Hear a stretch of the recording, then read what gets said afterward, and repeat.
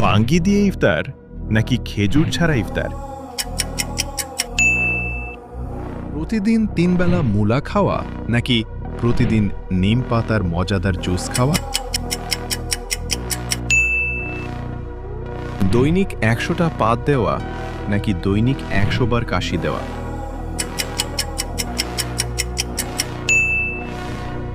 ভিডিওটি আপনার বেস্ট ফ্রেন্ডকে শেয়ার করা নাকি লাইক বাটনে ৩ বার ক্লিক করা?